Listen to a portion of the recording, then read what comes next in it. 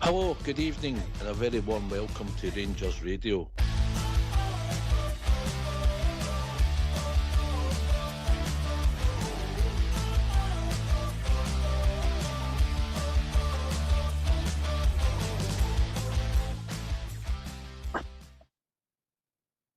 Hello, good evening and welcome to Rangers Radio, this first official show of the season 26-27. Excuse me. Join myself, Fox, here on the show this evening is my mucker Southside. Evening, Southside. Evening, Ox. Good to be on the night. And we've also been joined by our Jim. Evening, Jim. Evening, guys. Good to be back. Because it's a big part of the season, we've also joined by AK.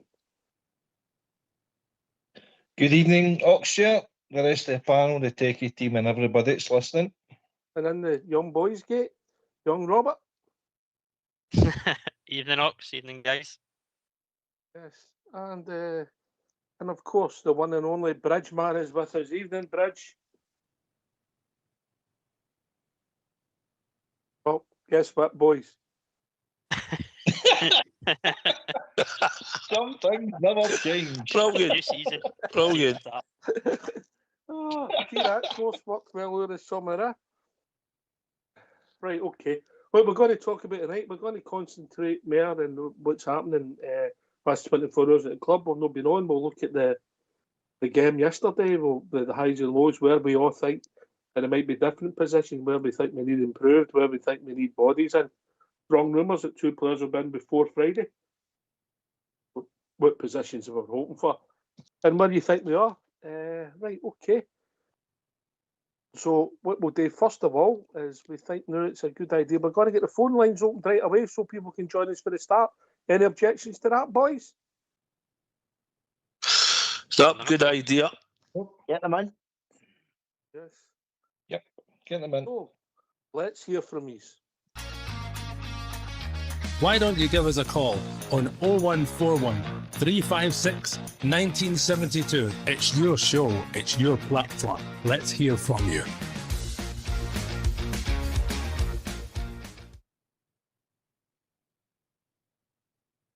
Aye, listen, just taking yesterday in isolation, as pre-season goes, it wasn't the greatest game I've ever seen. It was a game. And I thought we'd done all right, and we showed that we'd improved for the last game. Southside. Aye, it's no bad in spells. A couple of bits and bobs I think we need to tighten up on. Still don't think we're creating enough chances. But I think you could see a wee better display for the midfield, and the defence looked a bit better, a bit tighter. And there was some nice wee bits of football during the Ox. But still quite a bit to go. You can see we're still off it a wee bit, but it's progress. There's progress there, as we noticed for the week before against St. Etienne. Aye, I did. I thought it was an improvement. Oh, listen, I'm not saying we were outstanding, AK, but I thought the defence, I thought Godfrey looked a lot better than I thought he was going to do yesterday. And I thought the defensive midfield improved yesterday. Forwards, we'll touch on that, AK. I thought there was a marked improvement for Wednesday night. There was a far better crowd yesterday for a start. So because of that, the atmosphere. So well done for everybody going. I think it was just short of 49,000 that was there. So that was it was a good opponent. I know West Ham are earlier in the pre-season games, but they've got a calibre of player that's higher than that we are used to being up against. So I think majority of the team, I think Cammy Devlin set the tone right away again, and he seems to be a fan's favourite right away. So I think there was a lot of pluses going into Friday's game, and it's just about business. There's still got to be plenty of business getting done, Ox. So it's early in the tenure there, but I think I think there was a lot more positives yesterday than what there was on Wednesday. Aye, that's what pleased me. I think he's joined us now. Okay, Bridgeman. Oh, good evening. Well, slight embarrassment there. Sorry about that, boys. Oh, you made my night. Oh, it's good. It's good that I've done something anyway. Good evening to everybody. It's really great to be back on. I'm not too well, so I won't be taking up all your night. So I'm going to sit and listen, and enjoy, and take part as much as I can. And the other night, watched the game the other night. I don't think we've advanced at all from last season, based on what I saw. But I do think that the boy that played, what did you call him? The boy that replaced Giga. I heard you talking about him just a second. A centre half, quite good, quite good. I've got a big concern about the right back. I didn't think Big Sterling was going to do it, but he started last night as a captain, so he was a captain. Why didn't you tell me he was a captain? It was last night. He was. Listen, I thought Sterling looked further on than McCrory did, but look, it's hard to judge, as you know, Bridgeman in pre-season, isn't it? It's always hard to judge. Absolutely. There's a long couple of roads to go yet before we can make real judgments on the players. But no, look, we played full 90 minutes, and it was we were, from a passing perspective, we were a bit slower than them. Not so many good passes, but look, we're a young team considering what we've got, and it's nice to see youngsters playing for us. It really is. It's really good. I'm very happy with it. Looking forward to seeing the rest of it. Well, listen, Robert, I don't know what your take on it was. I thought the back four had improved. I thought Sterling brought us a bit more physicality than maybe young Ross McCrory's got. He is a physical player, but it might have been early than young Ross, and he might have got a knock. These things you don't know, and it's no really, these games fall into insignificant once Friday starts. I thought the back four looked better yesterday. I thought the midfield at times was okay and was improving. Devlin in the first half made us better. But I thought the picking of midfield players was Asgard. Aye, certainly, mate. I think, first of all, to start with the defence, of course, when you get a clean sheet, you've got to recognise that your defence was solid enough to keep a clean sheet. And I agree with what you're saying. I think they was vastly improved from Wednesday night against St Etienne. Sterling did bring that physicality. Ben Godfrey, I was quite impressed with yesterday. Ox, to be honest, even when he wasn't on the ball, he was constantly communicating with Fernandes beside him or Sterling or ones in front of him. Always constant communication. Set plays, he was organising the defence as well. So that was good to see there's a vocal leader in that back line. But of course, when you do come away with a clean sheet, as I said, they're going to get the plaudits because you've done well. We kind of kept West Ham at bay for most parts of the game. They did have spells where they threatened, but they held their own up. Midfield, I thought, done well. Of course, Devlin again, first half showed you the kind of player he is. He's getting stuck in. He's standing up for his teammates as well when there's a wee bit of fisticuffs, a wee bit of pushing and shoving on the go. He is what you see with him, but he's calm on the ball, he's composed. Again, another vocal voice in the middle of the park. But I thought Asgard done well as well, mate. I know he's had a lot of criticism, particularly last season, but he came on against St Etienne there, and he drove down the line on Wednesday night, and yesterday he impressed as well. Was very unlucky with a free kick right in the corner. Keita made a good save, and unfortunately got that knock in the shoulder, which, by all accounts, is maybe a bit worse than what they thought initially yesterday. I know he didn't take part in the training session today, so hopefully he's all right. He fell on his elbow, mate, and whether he's jarred his shoulder, only time will tell. But look, Jim, we come on here, we critique, we say somebody's had a bad game, or we give our own personal opinion that somebody's no on form. But when they play well, all right, it's only a friendly, we know that, and he wasn't outstanding, it wasn't 9 out of 10 stuff, but Asgard did a decent game yesterday. I thought he done well, along with wee Devlin. I just felt it was last year's kind of things again. Decision making in the final third kind of cost us. I was a bit disappointed with Chermiti and Lauren Shankland when the two of them came on. Didn't think there was any movement after the end of the two of them, and I think it's got to be an issue unless it gets addressed. Who plays round about the two of them? But we took the wingers off then, and that was a bit of the problem that we'd seen on against St Etienne, south side, with all midfielders when they were on our fullbacks with no creativity. But if we're being honest, the two boys that were on in the first half, in fact, all the front players never offered a lot. But they didn't. They had situations, but they never made the most of them when it came. Young Finlay never get much of the ball, never really isolated people. Gassama sometimes flatters to deceive. He likes to come inside and try that shot. He did put a cross in when he went out the outside, which I think you've got to do both outside and inside to show that the fullback doesn't know what you're doing. But there wasn't a lot of creativity for the forward line itself, Southside. Yeah, I think Ryan Nadiri looked a bit lost up front, and they came up to me to fight and battle for it. I just thought it didn't look right. I think he needs to work with another striker up there. I think You saying he's a two? He plays as a two. I think he's part of a two. It just didn't look physical enough up the front. Nothing. He seemed every time the ball came up, he was having to win, try and header it, flick-ons, battle a bit. He was a wee bit out to the left at times towards the dugouts. No, it's right next to him, but he played sort of left. He wasn't centre all the time, I noticed as well. He was pulling sort of left a bit at times, and maybe because of 10, he had Asgard in a forward position at times and that as well. But he looked a wee bit lost. Finlay Curtis didn't get much joy doing that, and Gasman was pretty poor and all, to be honest. A couple of times he was isolated to go and run at defenders, and he chose to cut in and then just seemed to lose the ball a couple of times. He didn't really do anything industrial at all. It's somewhere we need to smarten that up, because I know he likes to play with one or two wingers at times. And so first half, we looked a wee bit more powder puff, I thought. I think we've got the midfield combination. I think you'll get that right in time. I think Asgard's starting to show a bit. Even midweek he put in a sliding tackle. I haven't seen him do that since he came to the club. I think McInnes has spoke to him and maybe gave him a bit more confidence. He's nice wee flicks and touches and that, and he looks a bit more involved, and it's something I've always said. He should be grabbing the game and going and try and dictate it. So I could see a difference in him, and I think Devlin and that will come all right. But up front, I just thought first half, as you said, I think we're a bit powder puff. I think we're a bit light and didn't really create much at all. So you're right on that.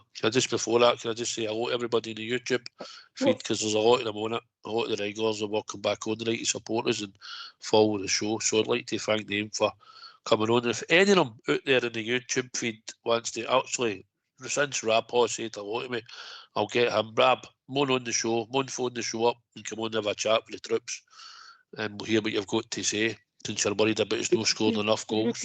Do you think we should have a quiz between YouTube and Facebook live on air? What do you think, Southside? Oh, a wee quiz? Aye, when we get a bit of time, we get both teams together, because I see that a quiz legend passed away over the weekend there. Yeah, he did. He did. Aye. Really sad. I remember going to, just digressing a bit, I remember going to a big Rangers quiz in Neptune, mate, and there was hundreds, well, dozens of teams there, right? And I thought I knew a bit about the Rangers. He was knowledgeable, wasn't he? Oh, he was really knowledgeable. They used to win the quiz quite a lot. A couple of the boys that I know were in it, and they were regular winners there. They were dynamite, so they knew their stuff. I just don't have a memory for all that, but... well, that's because you're getting older now. Back then it was a vodka. This is true, but memories not as good as it used to be. I'll go, now and again I go, I remember that, but it was sad. It was sad, sad news there. Listening, Tommy Daniels, who's the brother of Stuart, Aye, Tommy, aye. Rangers legend. Aye, a fans legend, aye. What a man. What a man. Listen, I get that. And funny enough, AK, I don't know what you thought, but bizarrely, I actually thought we played better in the first half when our forwards weren't great. And in the second half, we had more chances. And I didn't actually think we played as well, if that makes sense. But I thought we'd done all right, and I thought we showed enough. And I think if Big Fernandez gets his head switched on, I think it's concentration with that boy. There's a potential of a partnership there, but they're still light numbers. So if they two ran into each other, you might be playing centre half on Friday night. Well, I hope no. I know where you're coming from. The central defence, you're still needing, if no first team starters, then at least competition for places in there, and on the wings, the creativity. The guys we've got 4 decent strikers there who know where the back of the net is, but you've got to provide service. I thought the first half, Nadiri was a bit isolated, and Asgard, I think, was meant to be the link between him and the midfield, but he wasn't finding them, and they were getting outnumbered a wee bit. But the second half, I mean, Shankland did a great header, Romans cross, I think it was, and Asgard, as Rob says, the free kick. Diamonde did a good chance as well, which the keeper saved. But so we were kind of creating a bit more in the second half, but it was just one of the games. But as I say, they're a decent opponent, West Ham. I don't think Dundee United will be as good as them, but we've got to be more clinical, shall we say, when we're putting a chance through. Chermiti came on, and I thought he was a wee bit more lively than what he was against St Etienne. Fernandez, as you say, there's always that bit where he just goes away, and you're like, hey, pull him back in. And I think Godfrey was good at doing that. Big Sterling, I actually thought played well, Bridgman. To be honest with you, I thought that was one of his better games. But it's the reliability with Sterling. How many games he's going to go before he drops out again, though? Did you hear him getting interviewed last night by any chance, AK? I missed that. Sorry, Orcs. No, I didn't hear him. It's not like you missed an interview, mate. I know. Well, he did. He mentioned that he didn't play against St Etienne because he was getting his 6 monthly jag. Well, I take it that must be some kind of i.e. cortisone or something, yeah. So right, okay. He couldn't play against St Etienne because that's what happened. They knew he was never playing against St Etienne. Aye, but young McCrory kind of jarred his knee early in the game against St Etienne, and that might well have affected his performance. Aye, but then the learning curve is if he did do that and he's done it early, he should have been off the pitch, mate. Because it is only a bounce game. Aye, you're right. But on that note, I thought Paul Winshaw that came on for him, deputised at right back, he didn't do himself any harm. But I believe he's going out to St Mirren now on loan. It was reported tonight. On loan, mate, yeah. Yeah. So look, I thought it was a decent workout. I thought we'd done all right, Jim. We took it overboard. I mean, I've seen us play well in pre-season games and have the rubbish season. I've seen us be appalling and having a good season. There's no rhyme or reason to them, but it's all been ready for Friday night, mate, yeah?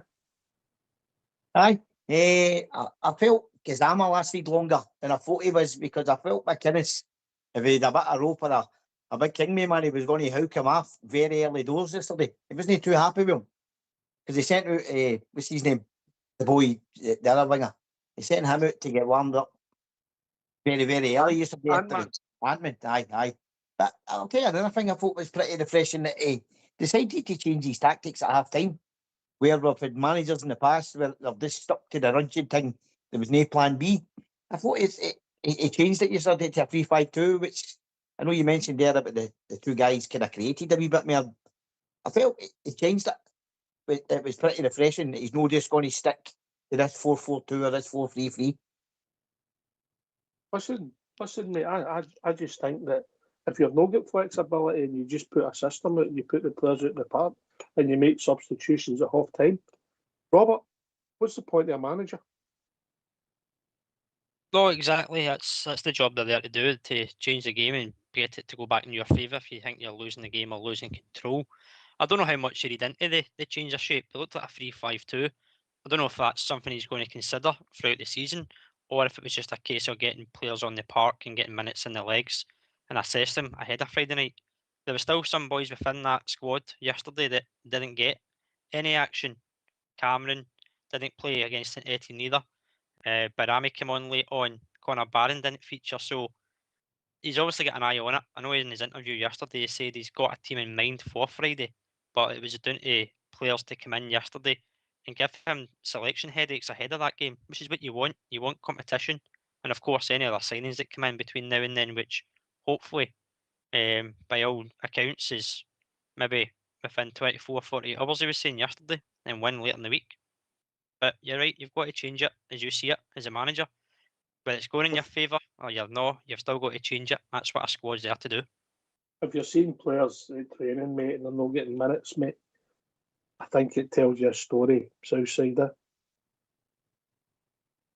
Aye, 100%.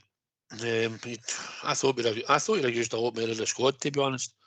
I thought he'd have gave a lot more players some more playing time because of the amount of games we've got coming up in the short space of time. But the way he spoke and he said that he's wanting minutes into players' legs, and then obviously you can see, listen, out the ones that started, I think, we could all sit here and pick probably 7, maybe 8, but definitely 7 starters that will start at Tannadice. I think it's pretty obvious who's all going to start. The defence looked like every one of them that started will start again. I think Sterling fit will start before McCrory, and I think Romans and the 2 centre-backs, the goalie. Cammy Devlin fit, I think he'll start. So Asgard starts if he's fit. I mean, there's 7 players straight away. Somebody might be able to add 1 or 2 others. Obviously, Shanklin's going to start, I believe. So you can see the nucleus team starting to come in now, I think, Hawks. I don't think it's hard to work out. There's only a couple of spaces, I think, up for grabs that they might fill in here or there. I think probably the new boys will just signed, whether they starts on Friday, don't know. Dragovic, I don't know. But I think there's 7 or 8 anyway else. If you take Shanklin out your equation, and you take that back 4 that you've mentioned, and you say Devlin, so that and the goalkeeper, so that's 6 players, mate. There was only 1 of them. Asgard. Aye, but the back 4 and Devlin in front of them, right? Mm-hmm. And the goalkeeper. There was only 1 of the players. Well, 2. Fernandez, we forgot them. Fernandez and Sterling, who were at the club last season, mate. That's a big change, mate. Aye, well, we need a change. We want to change. We knew we needed it. Obviously, we're close to signing in our centre back. We believe in that. We'll probably talk about that. And we're going to probably add another player or 2, I would like to imagine. I think I need to go to young Robert with that one, mate, because I can hardly spell it. Never mind say it. How in this one? Olwethu Makanya from Philadelphia Union. Makanya. We'll go with that. Right, okay. South African centre back from Philadelphia Union. A left-sided centre back as well, Locks. Right, okay. Thoughts, AK? And Jim? If he's a left-sided centre back, then Big Fernandez could finish himself out the team. But no, listen, more bodies in there. Battling for positions. That's better for McInnes and for the team and for the squad. Competition for places. That's what he wants. So this. 2 centre backs only going to play 4 games in 12 days at the start of the season. Jim? I know. I think it's a position where we need other options. Again, it could maybe push Big Fernandez towards the door. But I would like to. I'm still a wee bit worried about going forward. I think we look kind of tidy defence to midfield. I thought the goalkeeper looks good. Looks with the ball at his feet. It looks as if he could be a sweeper keeper. But he's kind of showed up. But I just want us to improve, a wee bit of pace about us up front and create chances. That's where my issue is. Well, if we're honest, it's only 2 games and the 2 games that we've seen. But we've got to be honest. And, we haven't been creative. We haven't created a lot of chances for the wing positions. Finlay played left, right in the 2 games. Kasma half a game. We played with the midfielders. They were obviously playing just to get minutes in the legs against the net. And I've not got a problem with that. The only problem I've got is charging people money to see it. Oh, well. So you always moan about some of the pricing. Listen, the wingers need to get some game time. Ant-Man managed to get on the park. And they gave him a bit of game time there because he didn't feature at all in the game before. So I don't know who he'll start with in the wide position at Tannadice. We might only start with 1 winger. I don't know. I don't think we'll start with 2. I think we'll start with 1, but we would say as a winger, like Curtis or Gasman or Ant-Man. I don't think we'll see 2 out of 3. I think Asgard will find a spot. Diamandi's another one, by the way. And do you think Diamandi sort of looked a wee bit... He's played a lot of time. He's gave him a lot of time on the Barcocks. Diamandi. I'll give you my take on it. If somebody disagree or agree. Diamandi does some things with the ball that are just unbelievably good. Unbelievably good. And then he still can't pass the ball.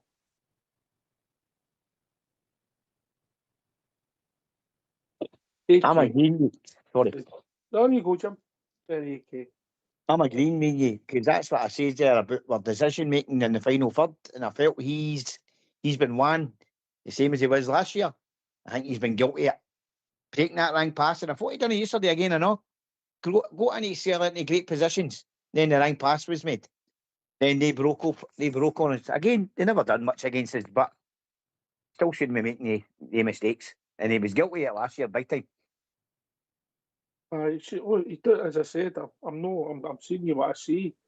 He does things, he comes away with the ball and he breaks things up and he comes away with 2 or 3 players and there's a simple pass and he fails to make it. Yeah. But listen, I thought Diamandi actually, there was a marked improvement on his performance alone yesterday because he played him wide right, and that's not his position. He's a left-footed player, so he was cutting inside all the time.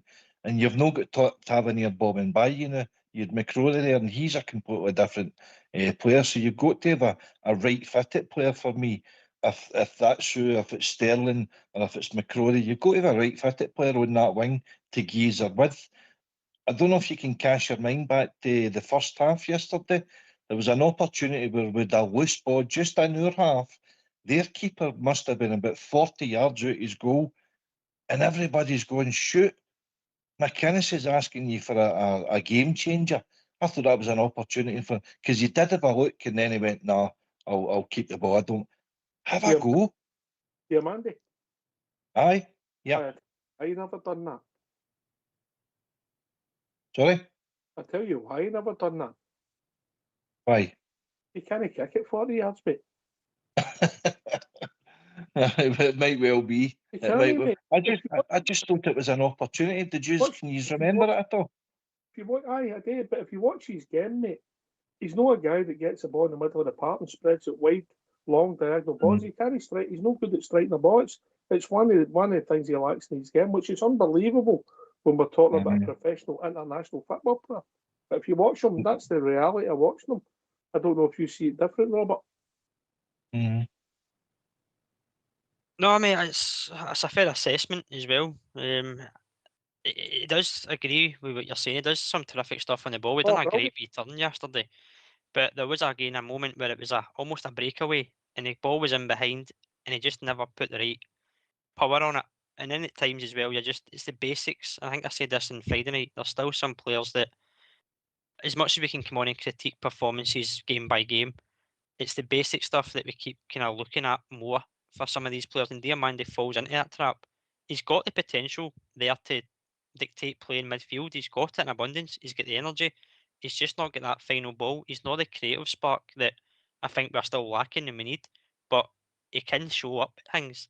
There was another point in the game in the first half, I'm sure it was, maybe been early in the second half. The ball came to him on his right foot, but he had to check into his left, and by then it slowed the play down. So that again comes back to players being able to use both foot. I like players that can be comfortable on both sides. Same with Gassama. He plays on that left side. He likes to come on his right. Don't see him much in his left foot. Name me 20 Rangers players that could kick it the same with both feet. Well, they're professional footballers. You'd expect them to at least be comfortable. I never asked you that. Name me 20.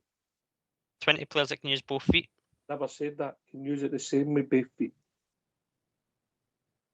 Well, you're very hard to find both of the same feet, but they still should be able to be competent enough. There's a difference between being able to use it and competent. What happens when you're playing that you'll just go with its naturality? It just comes natural. That's what happens, mate.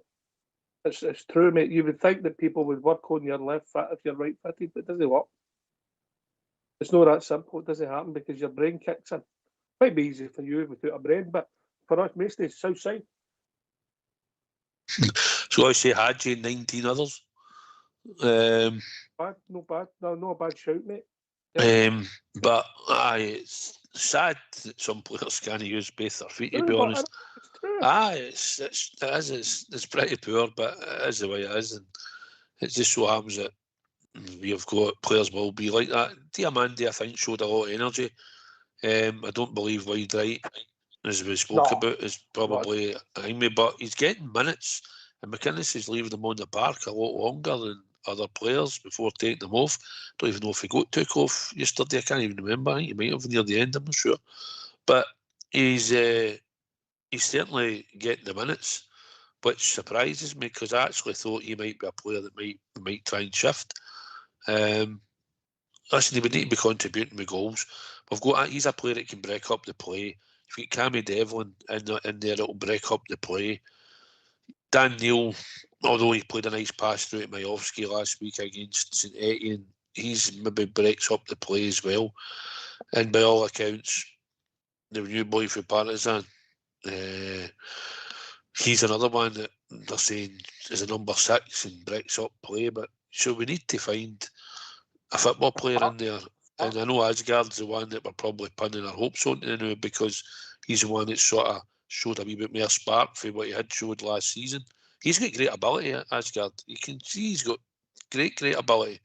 It's just getting it out of him and getting them to maybe taking games and be more effective. And maybe McInnes talking to him for what I'm looking at. Maybe there's a chance that he might get this out of him and he might be a player that might surprise us this year, where he might be more involved. Because some of his touches yesterday, cross-field pass, and he flicked on the side. The one he spun by 2 players in the middle of the park that were running about him, and he just spun one way, spun another, and before you knew it, he opened the park up and played a pass down the line to Romans and took the 2 of them out the park. It just be quick turning in the middle of the park. So he's got a football brain, and I'm hoping that he'll be one that this year he'll show a bit of spark and he'll start to deliver and show us what he's about, because he's certainly got great skill levels and control and touch. Big Shug, been sent a message. Big Shug said that Kent was one of the best with 2 fit. Robert, that's 2 we've got, yeah? Right, slowly getting there, mate. 2. Getting there. 18 to go. Keep them coming. David Cooper. Really? Yeah. Where did he get his testimonial dinner, mate?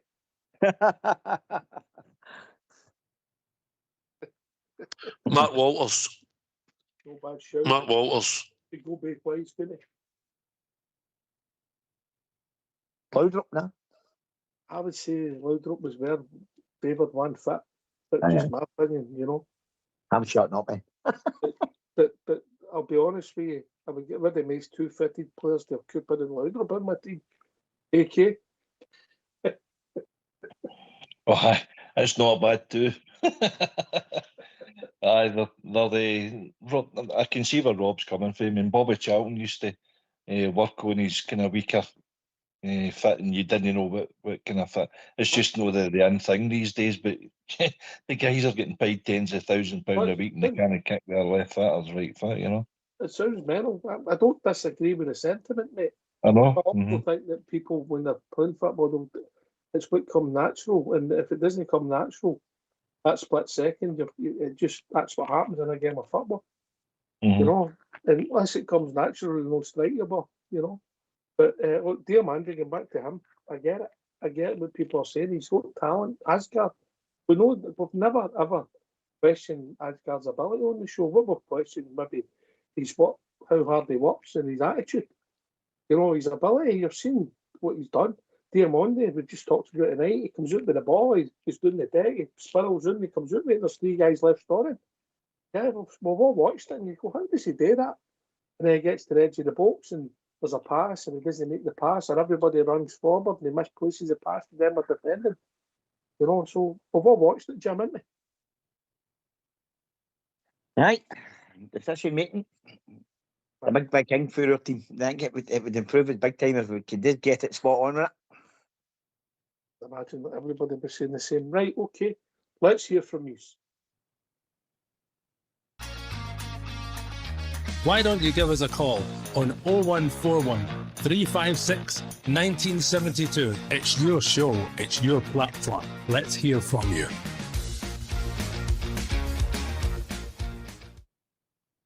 We've had a wee chat. I'll maybe bring the Bridgeman in, see if he's getting any ad. Bridgeman?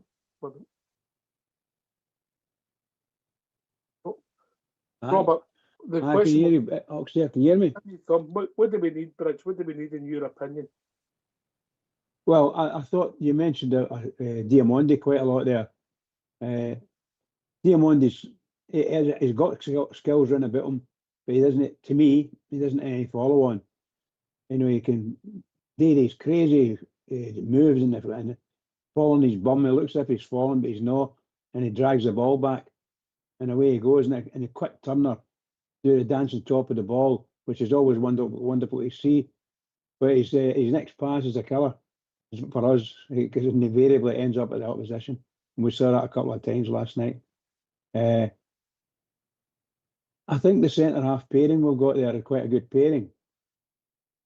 If we bring any other centre halves in, we do want to bring in centre halves, because we should always have 2 centre halves spare to keep us going as a club, you know. And I think Big Fernandes he's going to romp ahead of everybody in this league as a centre half. The boy's got all the qualities. If he can get his head right, because his head seems to move a wee bit, and I don't mean physically move, inside his head. I mean, you know, he's got it all. I said this last season. He finds himself somewhere around about the 30-yard outline, and he wants to run again. And no, he shouldn't be doing that.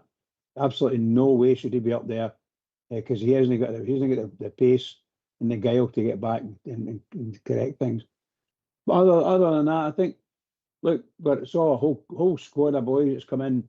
I don't know, it's about 9 or 10 new fellas, maybe 11 new fellas by the time the season starts, and we've got to get them in and get them get the legs, get on them, you know, get them up to speed, and it's all going to look smashing. Very exciting times, but I'm not holding my breath.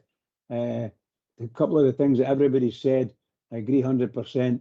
There's certain things we like and we enjoy, but unfortunately, the other side of that one is that sometimes the mess they make when they don't get it. I watched young Ant-Man doing a sort of run, a marvellous run, some like maybe 30 yards, and he runs into somebody and he runs into another and so on, and he just loses the ball, and literally just loses the ball.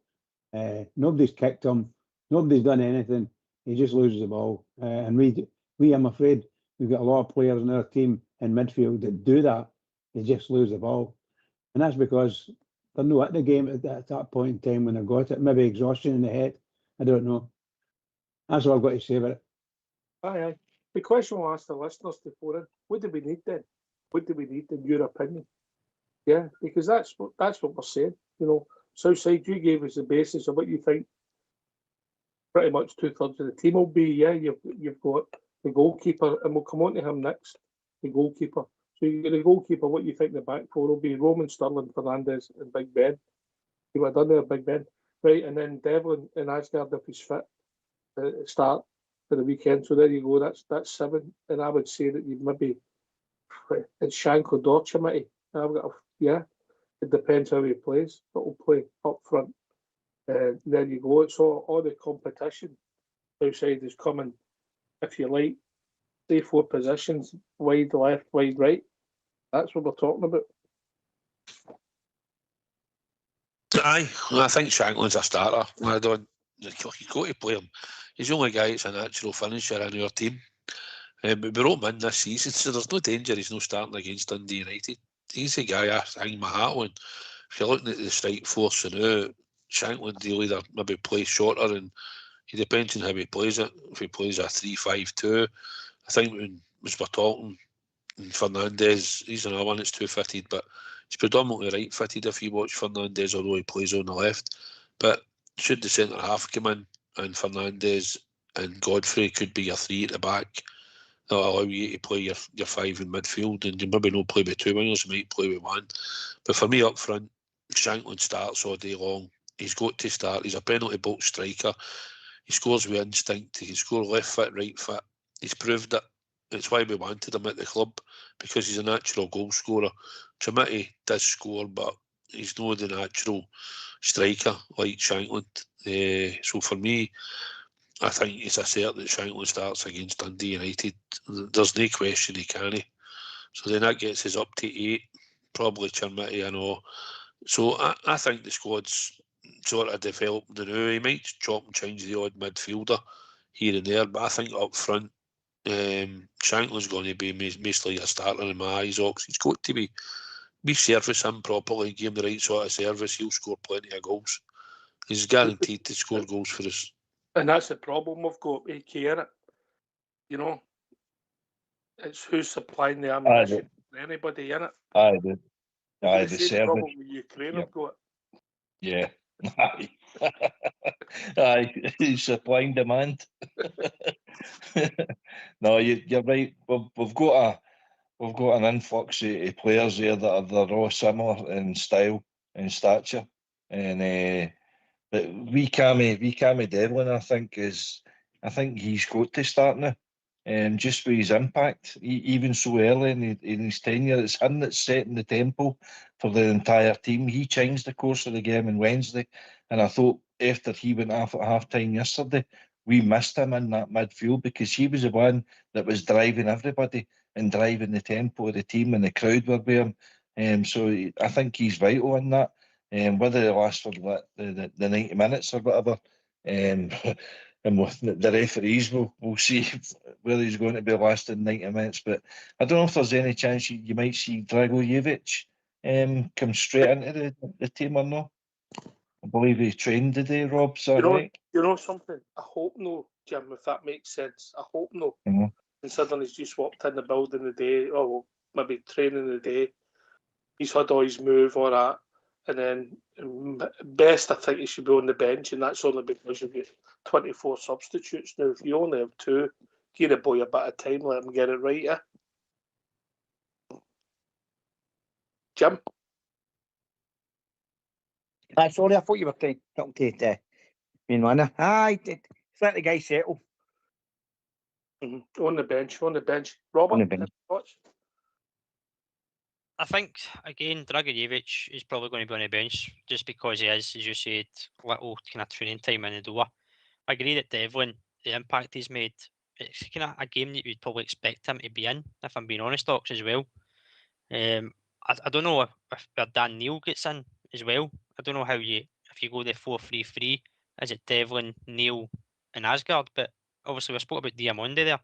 Seems to have been quite a lot of minutes under Dermot McInnes already. Is he one there? So it might be Devlin or Neil. Who's Dan Neil, mate? Aye, of course. And he's been given the armband as well, Ox, during pre-season in Spain. So he looks comfortable. I wouldn't have him taking corners for our right-hand side, mate. No, he put in a few dodgy ones yesterday that didn't even get to the front post. But mate, there's certainly going to be qualities within the squad to see who takes set pieces going forward. Now, you've seen Asgard with his qualities last year with free kicks. Again, unlucky at the weekend there. But again, you've seen him take corners and not beat the first man. So improvements need there. But you asked the question to the listeners there, what do we still need? For me, looks like McCanya's coming in the door. Still one centre-back for me. A left-back for cover for Romans, because if he gets a knock, then we're short there. There's nobody really to cover him. And that middle park, that attacking threat, that final third, that spark. But of course, the wide players, I think that's a lot of focus for a lot of supporters out there. The wide players, we've got the strikers who can get goals. It's whether you can get the supply to them, as you've said. And I think that's where your wide players are going to come into it. But there's still a long way to go in the window. It's not going to be the finished squad until September. And there's a lot of games to be played before then. Aye, the window, and that maybe dictate who goes out the door. Maybe dictates a lot of the stuff, yeah. You know, but I think we've got what we've got this now, and we have to deal with it, yeah. Of course, that's what it is, mate. You've got to deal with what you've got. Aye, but I think you're spot on, mate. That we need centre halves in. Maybe one might be alone, and that gives us 4 centre halves because we've only got 2. We've got players that can maybe cover, maybe Sterling and maybe McCrory in a season. That's all right. So they're only cover, but they've played their main position first. You're right about the left back. And then midfield, we seem to have a plethora, particularly in the middle. you know, and then you go up front, we've got 4 centre forwards. They're all different. And then in the wide position, is there anybody we're getting a jersey at the moment, Southside? Not really, no, in the format we've seen. But listen, it's early days and wingers blow hot and cold, unless you were Brian Laudrup for me for 3 seasons, you know. It's one of the positions where you're either good or you're no, and that's what you get for wingers. Don't always get a lot of consistency. But the ones that have been gave a chance at the moment, you would say haven't really took their chance at the moment either. When they've been allowed on the park. But listen, it's early days. It is pre-season. Try not to read a lot into it, although you can only critique what you see, but don't like to be too harsh on them because the opposition that we've faced in the pre-season games hasn't been great, and probably West Ham's been about the one that's been worthy. St Etienne weren't bad, I suppose. They played a nice sort of system that suited them, but we managed to work it out in the second half because McInnes changed it slightly and stuck an extra body, as he said, in midfield. So I try not to judge it too much, Hawks, to be honest, but the wingers, no, none of them, there's none of them can turn around and say, I should definitely be starting on Friday night, because none of them have really shown any such for them to say to support that we expect them. I head there on Friday night. I don't know what one will start. I think one will start. Don't think 2 will start. I think one will start. But who that would be, I've got no idea. Aye. AK, you want to throw something into the mix, bro? Just an observation I noticed yesterday. Don't know if you guys noticed it the same, but see defending corners, and I don't know where this is coming for our set piece coach or no. We seem to be setting up zero marking again, and we're totally crowding our own box. Nobody on the post, nobody in the edge of the box picking up 2-3 players, and there's nobody up front for an out ball. That needs to get rectified, surely. Well, the manager, according with him, will set up the team with the tactics he wants, mate. We changed our set up yesterday. We changed when we went to a 3, mate. They went zonal right across the front, the 6-yard box, and then we changed it differently, you know. But I get what you're saying. I like people at the edge of the box, and I like people at the edge of the box. I like somebody further up the park, and I like somebody fast on at the halfway line. Particularly if the game's nothing each, you know, or you're one down. I mean, the ball breaks, it's only getting back in, isn't it? You know, but I mean, Fernandes is clearing the ball, for example, in the middle of the park. It's coming straight back at us again because there's nobody there to collect for it or even challenge for it. If Pandur comes and collects it, he's got nobody to hit. We need to try and sort that out. It's just a simple but effective thing, but we've spoken about it for long enough, but I hope it gets rectified. That's what will help. Because he'll look at the numbers and think that's the way to go. I'm glad you mentioned the goalkeeper there. Who wins the race, Jim? Jack Butland or Pandur? Yeah, I would say Pandur. Look, guy looks confident enough for now, early doors, but he's not had much to put up with. But he seems a wee bit more kind of confident in his box. Are you calling it Pandor's box? Aye. All right, okay. That was quite good, Jim. Yeah. Yeah, it's not bad for the start of the season, son. So, I see what you've done. What do you think, Robert? 7 out of 10? For effort. Aye, fair enough, Aye. mate. 5 for the gag and 2 for effort. Aye, contribution. Aye, listen, with that pace, you're looking to get involved in. He's made a couple of saves, and I don't think you can blame him for the goal. He's came off his box, he's caught some, couple at the back post, then he's came forward and tried to punch. I don't know if we noticed that yesterday, Southside, but things at Butland have never have done. And I think Butland's looks a far bigger presence than Pandur does, but I think he's about 6'2", Butland's about 6'5". And so only time will tell, but he definitely plays the game at a different pace. Aye, even against St Etienne, he was about 25 yards out his goal, starting like a sweeper keeper. He seemed to be out his box quite a bit. He looks like he's not scared to go up and take cross balls coming in and top him and that. He did a really good save against that St. Etienne mob during the week. He saved it just onto the post. He looks quite confident, although when I was looking at him when that Ward-Prowse was taking a free kick, he get down to his post. He doesn't look like, when you're sort of looking at him, he doesn't look like he fills the goal that much, although you're probably seeing he's about 6'2". But he's certainly more agile than Butland. He looks more comfortable with the ball at his feet. Listen, he might get caught out the odd time by a mistake or whatever, so be it. But he looks as if he's confident enough at the moment. And he looks like he'll be a decent acquisition for us. And I think he'll do well for his Ox, to be honest.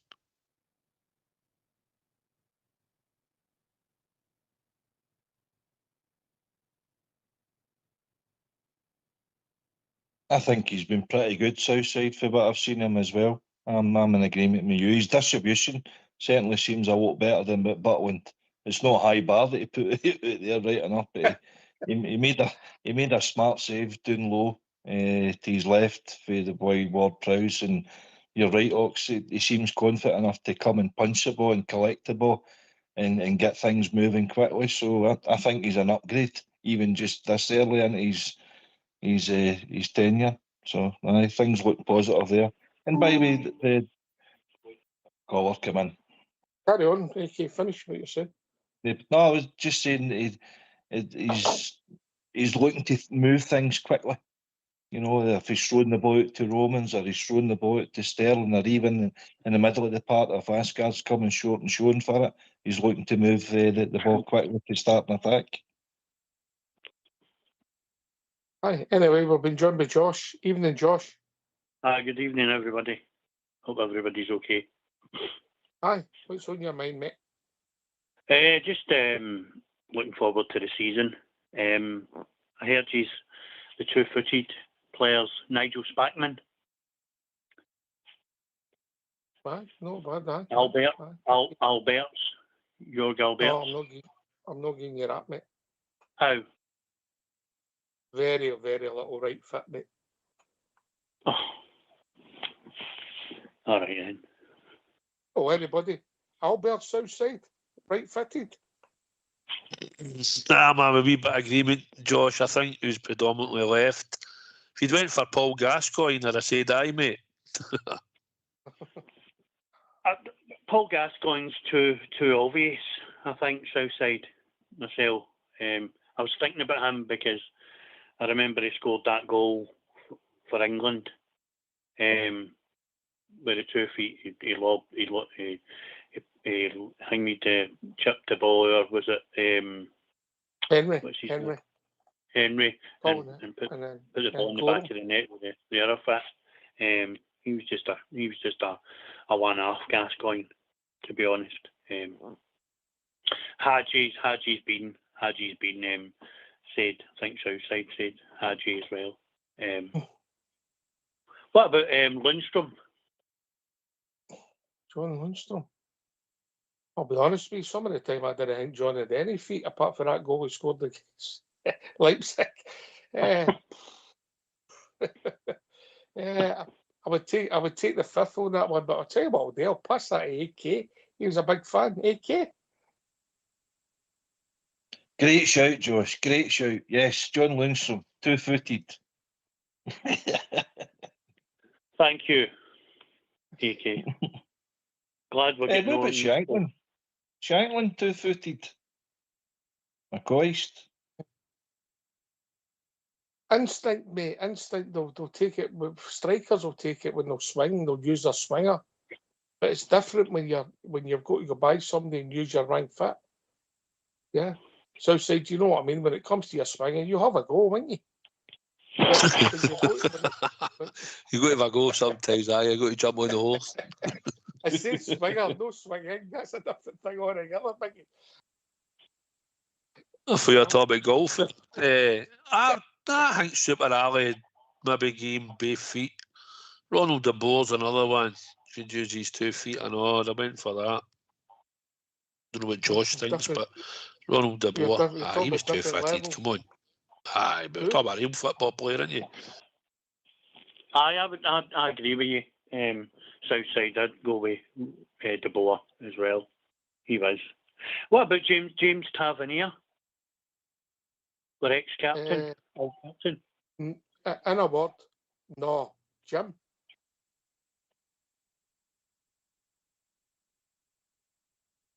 Oh, Jim's turned into a new bridge man. Robert? I'll second your no. Right foot only. Even then, sometimes that was questionable. Did they not cross the ball, Robert, with each side of the park? So that's 250, didn't it? No, it was in swingers and out swingers, Josh. Always right foot. Free kicks as well. Did they not hit one with the left and the right? From I memory, think mate, you need to go to right-footed. HR. I think you need to go to HR, Josh, and maybe look at your old tapes to see what you're watching. I don't think I've ever seen Tav hit a free kick with his left foot, ever. Apologies then. Aye. Maybe for the left side of the pitch, he scored a marvellous goal, I remember, up at Tannadice. AK, you know? Aye, he did. He scored a belter up there. But Jimmy Cricket, you need a L and an R in your wellies there, Josh. We can get him the gloves with the L and R's that you can get the string through. Right. Yeah. But listen, what we've seen there for the point that Robert made, we're talking about guys that were top class, De Boer, Gascoigne, yeah, and guys like that. It ain't as common as you think, Robert. Maybe not as common as you think these days, mate, because it's some modern day, it's just all about maybe the predominant foot, you want to be better on it, but you would still expect some level of competence on your weaker foot in training. You used to do it in boy levels and grassroots level. Your passing drills, use your weak foot, control your strong pass with your weak.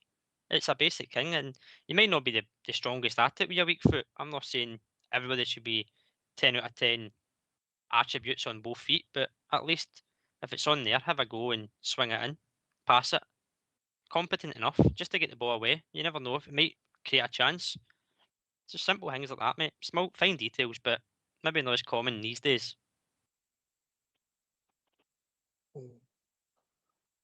Hawkins. We're going back a bit now. You're testing memory now, AK.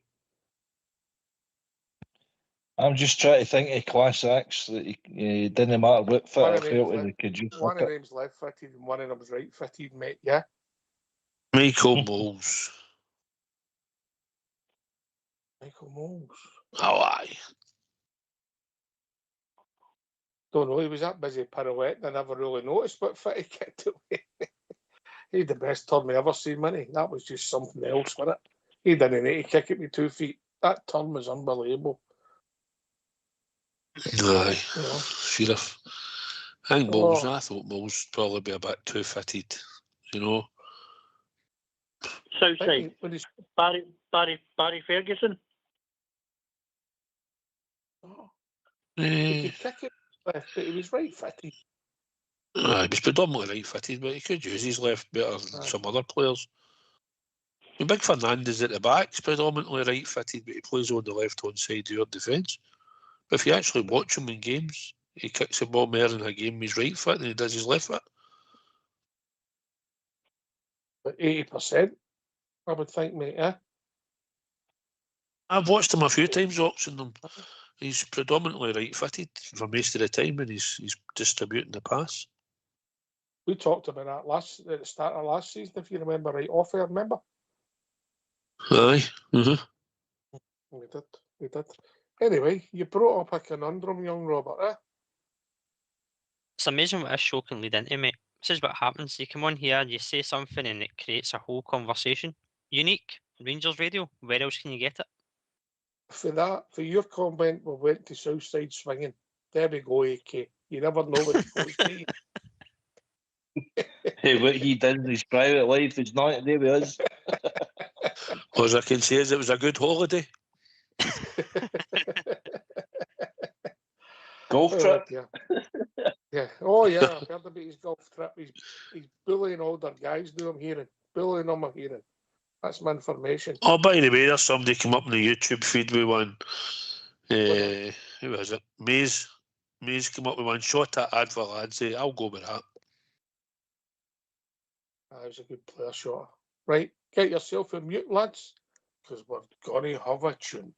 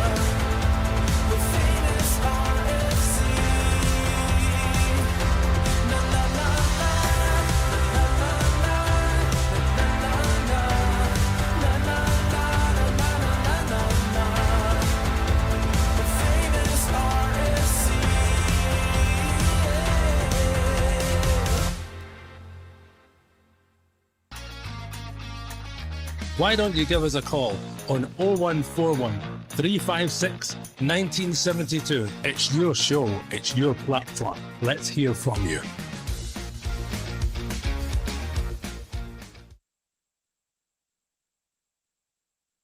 Right, Robert, you've got one for one of the Facebook, just quickly before we move on. Yeah, I do, mate. Kelly John Bill suggested Trevor Stevens. Whoa. Get the initials backwards. I know. Carry on. Trevor Stevens was the suggestion. He could kick it with his left foot, mate. But he had a wand, and a marvellous football player with his right foot. Played it right back for England. I think he covered for us there. Played right wing back. Arguably best centre midfielder for a time in Europe, but right footed. Southside. Thoughts? I don't think predominantly used his left a lot. I think if you looked at him, he played sort of wide right for us and sort of could play middle. Listen, he could use his left foot, he could pass with it. I'll give you that. But no, naturally, like we're talking, I think some of the players were mentioned naturally just use left and right. And I've just thought I'm my good pal, Marco Negri, mentioned forgetting about him. Goals left foot and right foot. But Trevor, I get where he's coming from. Listen, I get it. I just don't know if he was naturally would use his left as much as his right. Mr. Fox has come in with one saying, John King can kick anyone with either foot. It sounds like Big Donkey. Big Dunk was two-footed and all, wasn't he? Especially with burglars. Oh dear. Right, Josh, what are you making us so far? The pre-season games, etc. What are you making? What are you taking note of? So I missed the St Etienne and the West Ham because I was at the hospital intensive care. So I watched the both games with my dad a few nights ago, or last night it was. Last night. I'm quite impressed with Neil Godfrey, the goalkeeper. Seems to come out, and he seems to be very, very confident. He can distribute the ball as well. He'll be a good acquisition to the team.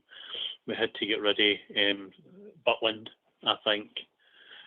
I think Devlin. I was very impressed with Devlin, and I think he needs to start for the start in games. Whether he lasts 90 minutes or 90 whatever minutes it lasts, we can get like 60 or 70 minutes out of him at least, because I think I was very impressed with him when he came on against St Etienne and again at the week against West Ham. Shankland, I think Southside said it. He has to start.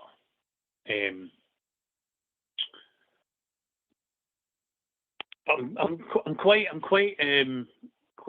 confident in the team, but I think we're just a wee bit light. I think we still need a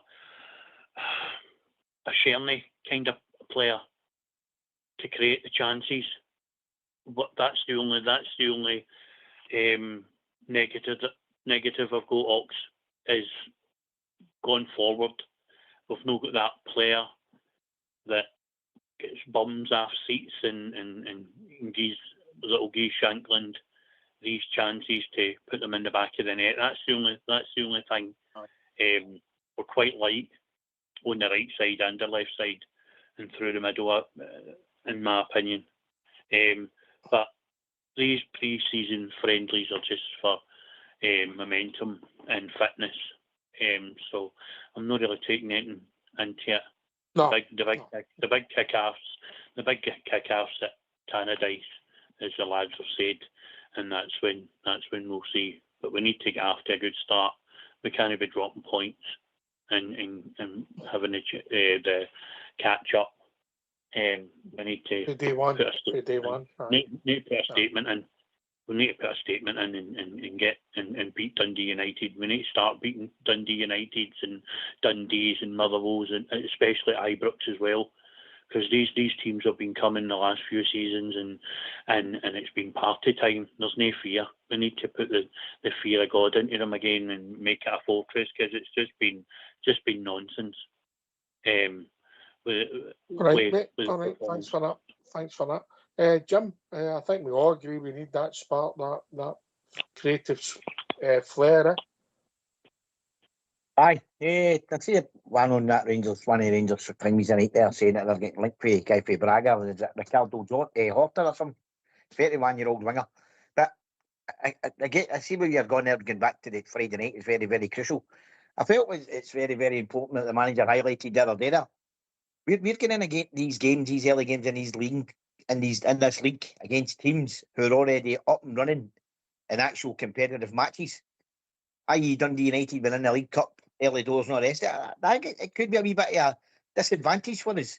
Get in there. I know that the results have been a bit patchy, but they've been playing competitive games where we've been playing games as some people on the panel have been saying tonight that they're just bounce games to get legs in your minutes in your legs. But I think Friday, if we don't get it right, could be a tricky game for us up there. Well, historically, mate, it's a tight part. They're usually blood and thunder. They'll make it hard for you. Yeah, it's never easy. Let's be honest.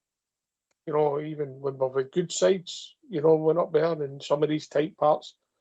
You know, you take the traditional away games, Easter Road, Tynecastle, Pittodrie, Tannadice, and maybe the four without talking about the obvious, but they always make it hard for you. You've got to earn the right, and if you don't go out with the right attitude, mate, you will find it hard.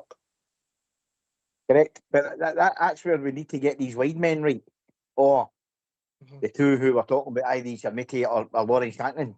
They become irrelevant if they're not getting the service. Aye, it doesn't matter how good a centre forward your Southside. If nobody puts the ball in the box, you ain't scoring. No, 100%. We need to supply the strikers. Shanklin relies on it, so does Majowski. they two especially. Look, Dan Neil put a lovely ball through for me off ski runs through, he gets us a penalty. The type of goals and sort of runs he made for Aberdeen before he went abroad and then we brought him to the club. That was the type of goals he scored. Shankland, I just think he needs to apply him in the box. He was unlucky we see that goal, he made a good save, but I just think Shankland needs to have service. He's not the quickest, but he's got a football brain, and if he gets the ball in the right positions, left foot, right foot or header, he's more likely going to put it on target. And I think we need to find a way of making sure. I think McInnes alluded to it anyway in a press conference, saying we need to find ways to service these two. Nadir is similar. I think he needs to do another one. I think he might be instinctive, but he just looked lonely up there himself, and I think he has to play in a two. I think we look too lightweight. With him playing through the middle of his cell against the two big centre backs. May have just been that one game, but I just thought it didn't look as if it was working at all. So I think he would probably play better than a two. Chimity can probably go up there and play himself to a point and bully players about, but he's not always going to score when he's through and goal. I think that's his trouble. Shankland, I think, is a natural finisher. He took the touch and then you're thinking, what you try to do for there? You know, he took a nice touch in the box, but he's got to go low across the goal if he's going to try anything for that angle instead of just blasting it how he done it. But he's a bit frustrating, Chimity, you know. But he will create himself a chance in that, and he's got good pace. But he's just not a natural striker and finisher to me. So, listen, we've got firepower up there, and how we work it and how we get it to them down to McInnes. We'll need to sort something out because we need to get a lot more chances and have goalkeepers making a lot more saves. And we need to be, chance creation needs to be high because at the moment it's no, and it hasn't been so. But we'll see. The real stuff starts on Friday night, and I'm sure when we're bouncing Tannadice for two ends, I'm sure it'll roll them on, and hopefully we'll get chance creation, and we'll get something. We'll get on the winning ways, but we want our goal scorers and our strikers scoring as early in the season as possible. Ops. Common thread. Josh mentioned that again there, Robert. This spark, this creative spark, yeah. You know, with the players we've got, what you're talking about, it all falls on Asgard's shoulders pretty much, yeah, because all the midfielders we've watched them, and we know they don't create a lot. They do a lot of great work, and they've got their pluses and minuses, but they don't create a lot of chances. Even Raskin at his peak, his powers, he's not that creative player. So then you're relying on width, and at the moment in time, could you hang your hat on the gas man? Ant-Man, young Finlay, no offence to him, but I don't know if you could, Robert. No, as we sit today, mate, you couldn't. I know there was a lot of talk, particularly in January when we let Finlay Curtis go out on loan. A lot of support weren't happy about it. They wanted him in the squad and getting game time and playing. They thought he would be the one that would give that spark. And he done well at Kilmarnock. Let's not kid ourselves on. He went down there. He done well enough to get into the Scotland squad, got some international experience. But the last two games, he's been took off at half time on both occasions. He's been quite quiet in the games, quite ineffective. And I think, again, you don't want to be putting all that pressure on Curtis as much as you don't want to put it on Asgard. You need to have a number of these kind of players in that can get you off your seats. Ant-Man and Gassama showed it as soon as they walked in the door, Ox. We spoke about it in this show. Their first appearance, they got by players that put balls in the box. Gassama scored goals, and you thought, right, okay, these guys could have something. They've both regressed, and they've not really had a chance. Ant-Man certainly not really had a chance. Gassama, more chances than maybe some would like. But that, to me, comes down to his attitude. Seen it yesterday, Jim mentioned it. A few times McInnes had a go at him on the touchline, and he was hooked. Ant-Man came on, never saw him really attacking because we're in that 3-5-2. West Ham started to impose themselves on us. Once we got to 4-3-3, Ant-Man was getting down the line, he was winning corners, but you couldn't say that they're a nailed-on starter, that the jersey's theirs. And I think that's where people are saying the wide areas are still a priority for the rest of the transfer window. And there's names getting flung about left, right and centre. You're always going to hear it until the scarf's above their cells outside Ibrox. You're never going to know who it's going to be. but it's certainly an area we need to improve on. As Southside said, there's firepower up there. It's just trying to give them that ammunition to go and get us the goals and get us the 3 points. I suppose that would have been a complaint last year, if we're honest, Josh. Yeah, you know, but there was a lot of failures in the team at times with the goalkeeper. At times with the defence wasn't great in the midfield. We maybe have a go, but it was a constant thread that, you know, we relied a lot on young Mikey Moore, who didn't start great, but he ended up to get better and better for us. And you know, he's not with us anymore, so we need to replace him. And I think this is where we're going to regret that he's not here now, because he was creating the chances, he was beating players and all that kind of stuff. He was taking responsibility, a bit like Devlin is going to be this season. I think he's similar to Mikey Moore. He digs in and all that kind of stuff, and I like Devlin. I'm impressed with Devlin so far, but as you say, Zox, that it was two. We were all right. We got the results, but it was just covering over the cracks when we got to the top 6 games, and we fell off a cliff. We were like just embarrassing, and it just fell disastrously wrong, and we need to get it fixed, because we're all right. We've got great firepower, but as we've said, and I've said, if you don't get the chances into them, you don't get a Shearney type player to cross the ball and make chances for Shanklin. He isn't going to do it himself. He's not going to do it himself.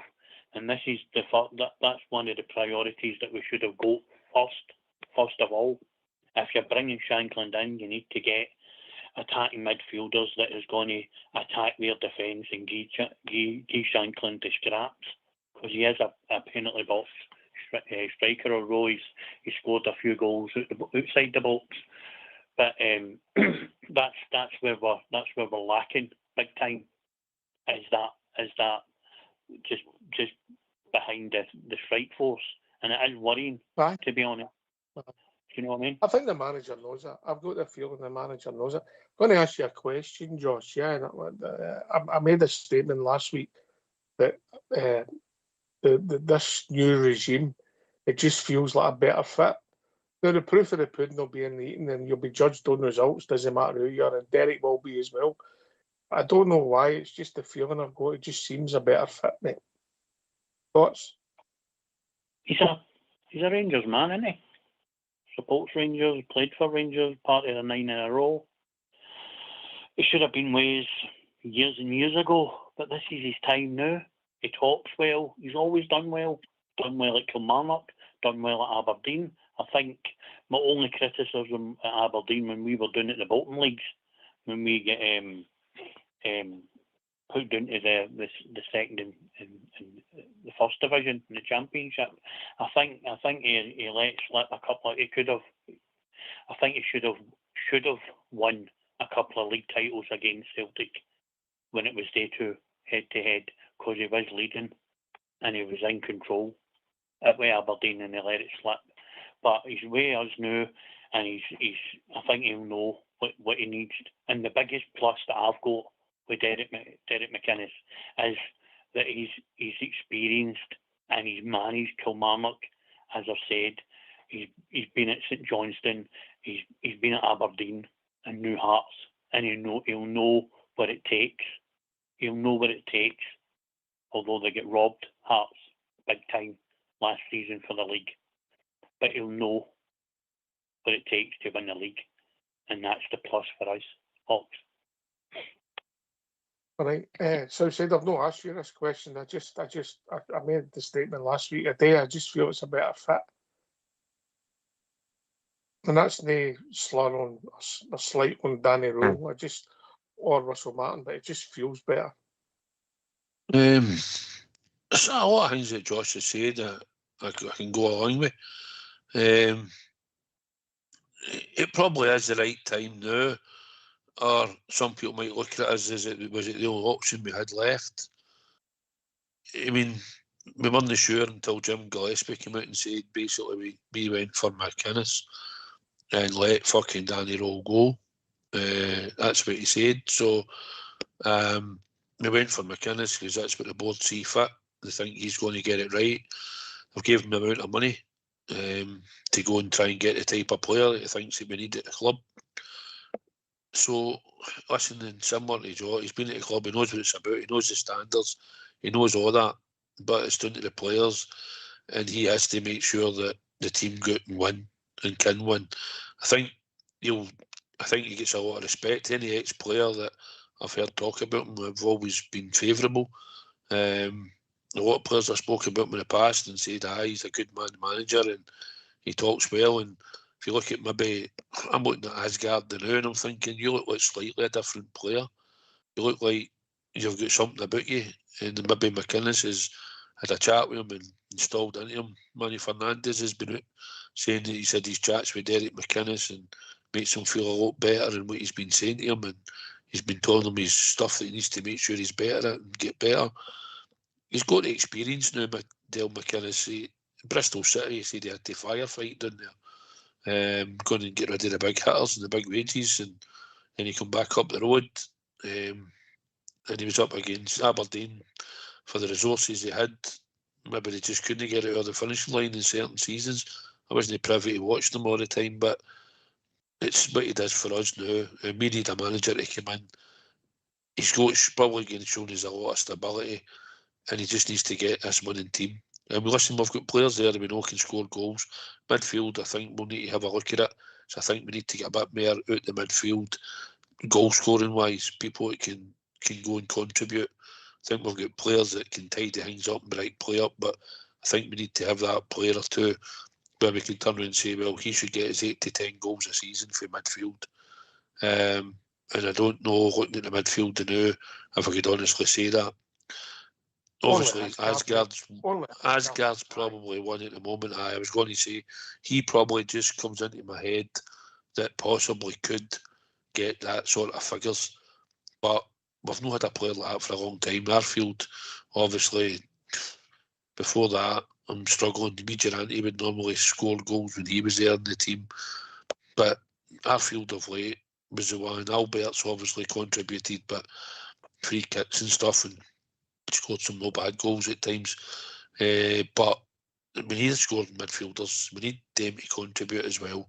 They've got to be contributing knocks, and at the moment I think we're a wee bit heavy with players that can break up play and turn the ball over.